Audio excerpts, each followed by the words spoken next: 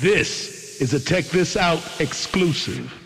Of the 7.2 billion people on Earth, 3 billion have internet access. 2.1 billion are using social media right now. Check This Out News, coming to you live.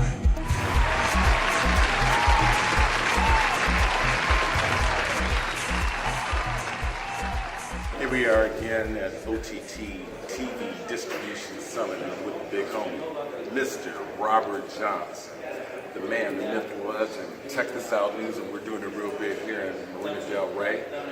Thank you so much, first of all, for being on the show. No, thank you for having me. Absolutely. So I want to ask you a couple of questions here. As we're here and we're looking at kind of, at the end of the day, television, distribution, new platforms that are out there. I'd like to start off first, with where we've come from. And you looked at where you started in this game and to see where things have progressed. Let's start there. What do you think about what you started and to see how this game is elevated, this television digital landscape?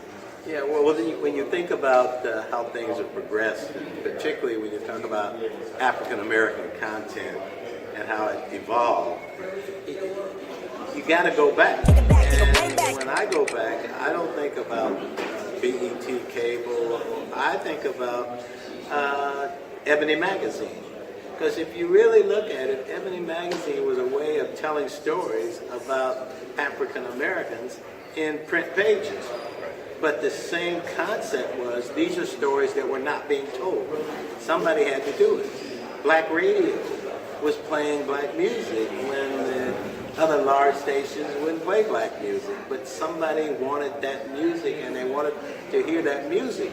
So the story of technology is always joined together at the hip with content.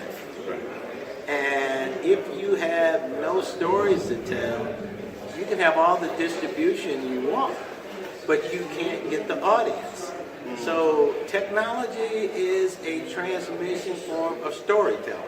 Right. And the famous Quincy Jones once said, it's about a word, it's about a song. Right. That's what technology does. It gives you access to an emotionally engaging experience of voices, of words, of stories, of music, of things that make you feel a certain emotion. And what makes it so fascinating is that as the technology changes, your ability to embrace the content becomes more fascinating, more exciting, and that's where we end up with the digital world. It's just bringing us more and more, but the stories are what keeps us coming back. You're a goddamn genius! Right. Well, let's talk about this content thing, and this generation that we live in is really polarized by the likes of TMZ, YouTube, and I'm going to have to call out Worldstar HipHop. Look at Worldstar, for example, the type of numbers that they're bringing in, and it's really about that type of content that's already attracting attention. But what do you think of where, especially with the things that people are doing in this age of social media to get the attention? Since we're talking about content, and now the smartphone enables anyone to produce content, host it, and get just as many views as a television show. Well, that's the part that's most exciting and most fascinating. You should never be afraid of information. Isaac, can you shut this door for me? Thank you, guys. Thank you. We're recording, so I'm going to need you guys to... You need to shut the f*** up. As I was saying, is you should never be afraid of free expression of ideas. Because once you begin afraid of free expression of ideas, then somebody is in charge of controlling what you hear. Right.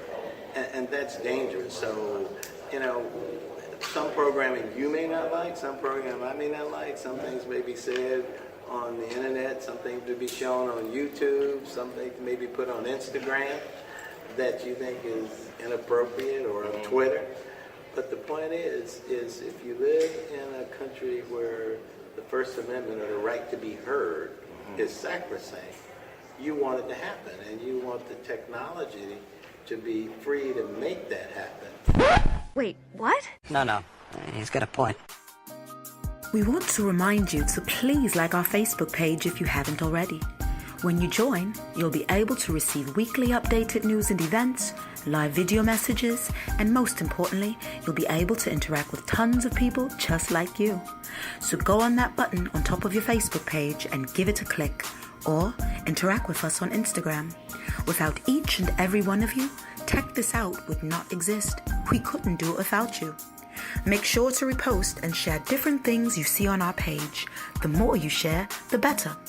Be sure to watch previous shows on our YouTube channel, and please subscribe so that you can be notified when we post new content. We really want to connect and hear from you, so please don't hesitate to message us. And to find us online, please go to Tech This Out America on Facebook, Tech This Out on YouTube, Twitter, and all social media platforms. Get whole scope at techthisoutnews.com. We connect the streets. So let me go back to the content thing. I'm going to get into technology, distribution, and all that. But looking at, again, where content is today, we look at the old golden days of, let's say, the Walter Cronkites, the Peter Jennings of the world, to now I have my smartphone. My name is, you name it, you're diamond and silk. Exactly. He's your president. He's your president. You already got it. You know, so you can be diamond and silk, and they have. So what do you think about that type of content? They have as much right to be heard as Walter Cronkite had the right to be heard when he was on CBS. You got to hold yourself back. New era. Yeah. Or the Shade Room. If you want to have information out there. Bob Johnson up on things here. You ain't up on things. I got some really good friends. So to me, it's a question of people have a right to be heard and people have a right to hear. Goddamn right. And that's what content is all about. I mean, if you were talking about hip-hop music had to find its audience and by distribution. Because if the main broadcast stations, radio stations, wouldn't play hip-hop because of the words or because of the meaning of the words, they would never get their audience. So as technology evolves, it gets rid of the gatekeepers. And what I'm all about, and particularly for minority audiences, is you gotta eliminate the gatekeepers, because the gatekeepers control much of the technology that delivers information and content into our home. And as long as they control those gates, they are the censors who decide what is heard, when it's heard, and therefore you're subject to being deprived of your right to hear voices that somebody else does not believe you have a right to hear. Oh, hell no! Yeah, that's fucked up. True, to your point. And so when we look about, or take a look at digital platforms, something that I see that's interesting right now is just to say content right now is becoming more and more fragmented. Once upon a time, we knew that there was a turn of the channel. Then it became the cable box and all the 8 channels that you spoke on earlier and how many you actually watched.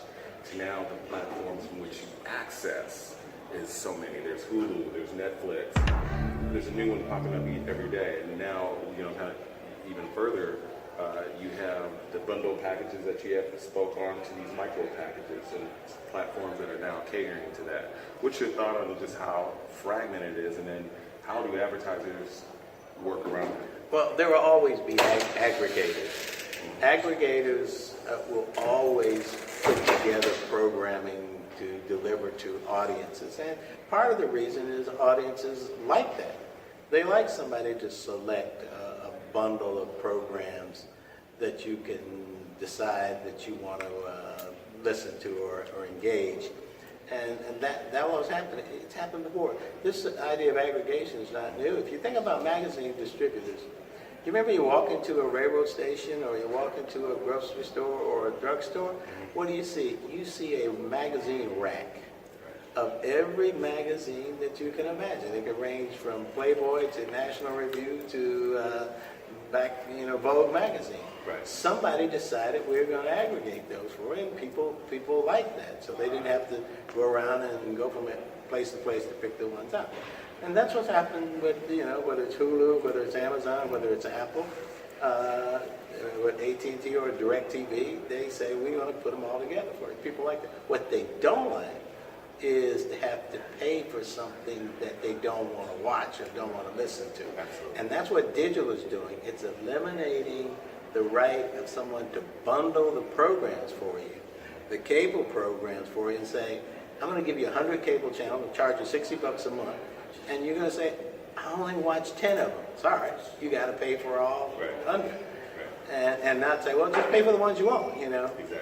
And so, very seldom do you go to a restaurant and the guy says, you got to eat all these 10 things. And I don't want to eat 10, I only eat 2. Sorry, we're going to charge you for all 10 of them. You wouldn't accept that. So just for not to cut you off, just because I know your team got to value time here with you. That kind of segues into two last questions. One, blockchain and the whole decentralizing of content, decentralizing of the ownership and the gatekeeper, basically. What is your thought on integrating blockchain, especially as African American and the platforms that you're creating, that you own, integrating blockchain technology? I'm not quite familiar with blockchain technology. What is your thought on integrating blockchain? I'm not quite familiar with blockchain technology. Blockchain. I'm not quite familiar with blockchain technology.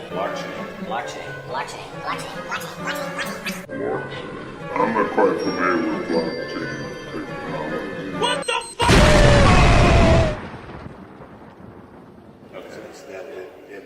But, obviously there will always be people who look to buy content, and the government in digital has yet to decide that you can't restrict the amount of content you can own digitally, because there's no government control over digital in the sense that it's not using the public airwaves.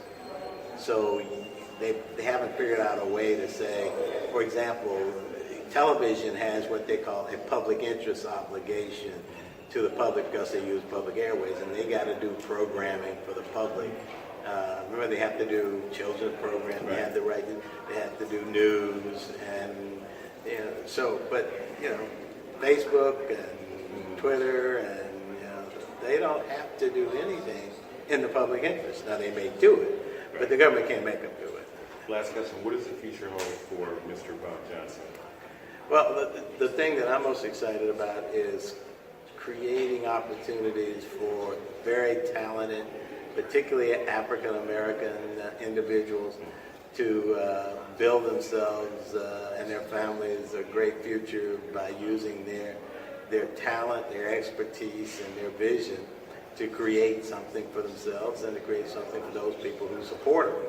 And I've done that from the moment I started BET to today with RLJ Entertainment, is giving people the chance to show what they can do when the broader market sometimes deny them that opportunity. So I'm going to keep doing that as long as there are ideas out there to be pursued, talented people to join with you, and opportunity to create benefit for society, benefit for yourself. This is Mike Johns, Mr. Bob Johnson, Check This Out News. We out. So say the dark secret, signing out. Peace.